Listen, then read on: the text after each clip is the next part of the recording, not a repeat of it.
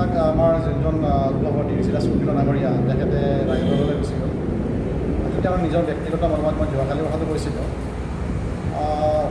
তেখেতক মানে ধৰক আমি জ্ঞাত হৈছোঁ যে তেখেতক ধৰক প্ৰলোভনৰ জৰিয়তে আৰু আগন্তুক যি নিৰ্বাচন আহি আছে তাত তেওঁক প্ৰাৰ্থিত্ব দিম বুলি আৰু প্ৰলোভনৰ জৰিয়তে ৰাইজৰ দললৈ নিয়া হৈছে।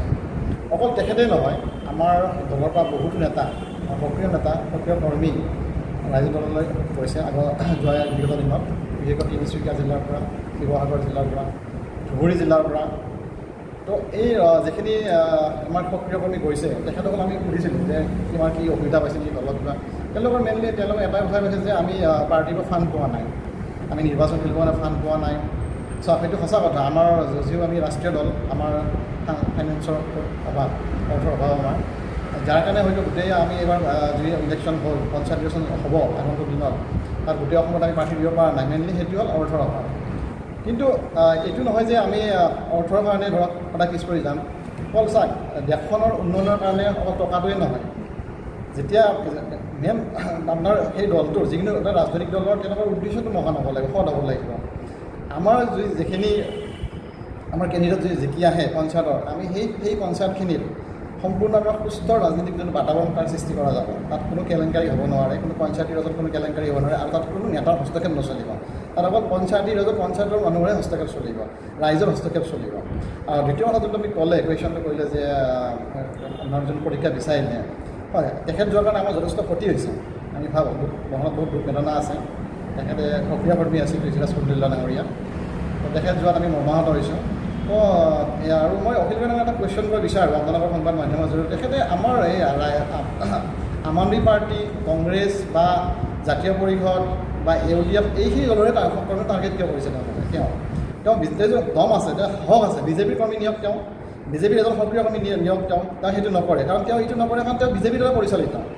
তেওঁ ইউজ কৰিছে বিজেপি, তেওঁ ইউজ কৰি আছে বিজেপিয়ে। হেমন্ত বিশ্ব শৰ্মাই তেওঁৰ এটা ট্ৰেইনিং কৰি কিনে অখিল গগৈক মহৰা বনাইছে, যাতে কংগ্ৰেছ বা যিকোনো বা আম আদমি পাৰ্টি বা যিকোনো মানে বিৰোধীক যাতে দুৰ্বল কৰিব পাৰি। অখিল গগৈৰ এটা মহৰা তেওঁক চলাই আছে বিজেপিয়ে। তেওঁ সেইকাৰণে বিজেপিক তেওঁ ক্ষতি নকৰে। তেওঁ আজি যি ক্ষতি কৰি আছে কংগ্ৰেছে কৰি আছে, আপৰো কৰি আছে। তেওঁ এজনতো বিজেপি কৰ্মী নিব পৰা নাই। তেওঁ আজি আমাৰ ঋষিৰাজ কুণ্ডিলক নিছে, বিগত দিনত বহুখিনি আমাৰ কৰ্মী নিছে। তেওঁ এজন বিজেপি কৰ্মী সক্ৰিয় কৰ্মী নিকিনে দেশক তেওঁ মানি যে তেখেতে সঁচাই বিজেপিক বেয়া পায়। তেখেতে ইয়াতে বিধানসভাত চিঞৰিলে নহ'ব, বিধানসভাত তেওঁ ৰাইজক দেখাই চিঞৰিলে নহ'ব। বিধানসভাত তেওঁতো বিধানসভাৰ যোনটো আজি যে যোৱা দিনত যে বিধানসভাৰ যি হুলস্থুলীয়া পৰিৱেশ সৃষ্টি হৈছে, ৰজুতি কৰ্মীৰ কাণ্ড গোটেইখিনি মেইনলি জড়িত আছে অখিল ডাঙৰীয়া। তেওঁৰ ভুলতে ইচ্ছা কৰি সেইটো ক্ৰিয়েট কৰে, এটা বিচ্ছিন্ন পৰ্যায়ত ক্ৰিয়েট কৰে, আৰু তেওঁক ক্ৰিয়েট কৰিবলৈ দিয়া হয়। আৰু তেওঁক মই আপোনাৰ সংবাদ মাধ্যমত জনাব বিচাৰোঁ যে তেখেতে যাতে আগন্তুক দিনত আমাৰ কৰ্মী যাতে তেওঁ টাৰ্গেট নকৰে।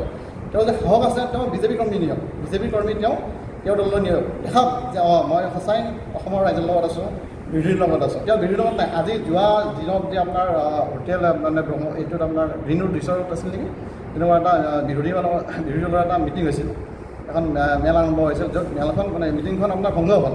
আৰু মেইন ভংগ কাৰণটো হ'ল মিছবিহেভ। মানে কংগ্ৰেছে চাওক, কংগ্ৰেছ যি নহওক তেওঁৰ আজি তেওঁলোকৰ কিমান এখন আছে এইটো লুকাওক নহয়, কিন্তু যোৱা তেওঁলোকে 60 বছৰ ভাৰতবৰ্ষৰ ৰাজনীতিত সক্ৰিয় আছিল। তো এই এটা প্ৰতিষ্ঠিত দল এটাৰ যেতিয়া শীৰ্ষ নেতৃত্বত যদি মিছবিহেভ কৰা, বেয়া ব্যৱহাৰ কৰা যায়, তো ডেফিনেট তেওঁলোক খং উঠিব। আৰু এইটো ইচ্ছা কৰি কৰা গৈছে যে মানে তেওঁলোকৰ যোনখন সভা, যিদিনাখন যোনটো মিটিং যোনটো টাৰ্গেট মানে ফুলফিল নহয়, আৰু এইটো ক্ৰিয়েট কৰা যায়, বিজেপিৰ ফালে কৰা যায়। তাৰমানে আপুনি এইটো বুজাব বিচাৰিছে যে প্ৰলোভন কৰি পেলাই আপোনালোকৰ এজন সক্ৰিয় নেতাই প্ৰলোভন কৰি তেখেতক লৈ যোৱা হৈছে। তেখেতৰ প্ৰতিক্ৰিয়া হিচাপে মই এইখিনি ক'ব বিচাৰিছোঁ। হয়, পৰৱৰ্তী সময়ত 2026-ত আপোনালোকৰ যুৱ প্ৰাৰ্থী হিচাপে কাৰোবাক আপোনালোকে মানে ঠিক কৰিছে নেকি? নিশ্চয়। মই নিজেই অৱতীৰ্ণ হ'ম নিৰ্বাচনত। মই আশা কৰিছোঁ জালুকবাৰী সমষ্টিৰ পৰা যিহেতু মোৰ নিয়াৰেষ্ট হয়, মোৰ যোনটো সমষ্টি আৰু নিয়াৰেষ্ট হয় জালুকবাৰী। যোৱা দিনত চাইছে যে আপুনি জালুকবাৰী সমষ্টিত যোৱা আগতে আমাৰ যেতিয়া আমাৰ বিদেশী আন্দোলন হ'ল, বিদেশী আন্দোলন হেৰুৱাৰ পিছত যিহেতু আমাৰ শান্তি চুক্তি হ'ল ৰাজীৱ গান্ধীৰ লগত। তাৰপিছত আমাৰ অসম গণপৰিষদে চৰকাৰ গঠন কৰে। আৰু তেতিয়া আমাৰ শ্ৰদ্ধাৰ ভিৰুপন ডাঙৰীয়া তাৰ পৰা MLA হয়, মন্ত্ৰী হয়। তাৰ পিছৰ কাৰ্যকলাপ দেখা গৈছে যে আপোনাৰ তেওঁ হেমন্ত বিশ্ব শৰ্মা ডাঙৰীয়া কংগ্ৰেছৰ পৰা খেলে, তেওঁ এবাৰতো পৰাস্ত হ'ল বাৰু, ছেকেণ্ড তেওঁ জিকে। আজি পৰ্যন্ত তেওঁৱে তাৰ বিধায়ক হৈ আছে বা মন্ত্ৰী হ'ল, তেওঁ আজি মুখ্যমন্ত্ৰী হ'ল। তেওঁ এই সমষ্টিটো মানে তেখেতৰ ঘৰৰ নিচিনা কৰি পেলাইছে। তেখেতৰ সম্পত্তি পৈতৃক সম্পত্তি নিচিনা কৰি পেলাই চাব আপুনি গধূলি সময়ত আপুনি যে 7 বজাত যি সেইপিনৰ পৰা আহে বিশেষকৈ আপুনি হাজো ছাইডৰ পৰা ডাম্পাৰ এনেকুৱা উৎপাত আপুনি মানে জীৱন মৰণৰ হেৰি খেল হৈছে তাতে আপোনাৰ 7 বজাৰ পৰা গোটেই ৰাতিটো এইখিনিৰ কাৰণে কমপ্লেইনো দিয়া গৈছিল কিন্তু তাৰে পুলিচে ভয় কৰে পুলিচে কয় যে এইটো তেওঁলোকৰ সমষ্টি ইয়াত আমি একো কৰিব নোৱাৰোঁ মোক নিজৰ লগত সেই কেছটো এনেকুৱা হৈছে তাত যিটো বালিৰ যিটো চিণ্ডিকেট চলি আছে তাৰ আৰু বিভিন্ন চিণ্ডিকেট মই নকওঁ এতিয়া গোটেইখিনি যিটো আমাৰ প্ৰমাণ নাই কিন্তু আপুনি বালিটো দেখা দেখি গম পাব আপোনালোকে কেনেকুৱা চিণ্ডিকেট চলিছে বালিৰ তাতে আপোনাৰ তো এইখিনিৰ পৰা পৰিত্ৰাণ পোৱাৰ কাৰণে প্লাছ তেখেতৰ যি এটা মানে পৈতৃক সম্পত্তি হিচাপে ইউজ কৰি যে এই সমষ্টিটো এই তাৰ পৰা পৰিত্ৰাণ দিয়াৰ কাৰণে মই নিজে সেইটো সমষ্টিৰ পৰা পৰিত্ৰাণ কৰিম বুলি আশা কৰিছোঁ যে ৰাইজে সমৰ্থন কৰে মই নিশ্চয় তাত অৱতীৰ্ণ হ'ম আৰু ভাল ফলাফল দেখাম চাগে এইটো আগন্তুক দিনত সময়ে পাব আৰু তাত প্ৰতিনিধিত্ব কৰাৰ পিছত যাতে মোৰ জীৱনত কোনো ভাবুকি নাহে সেইটো আপোনালোকে যেনে আমাৰ যোনটো প্ৰশাসন ব্যৱস্থা তেওঁলোকে যাতে মোৰ ওপৰত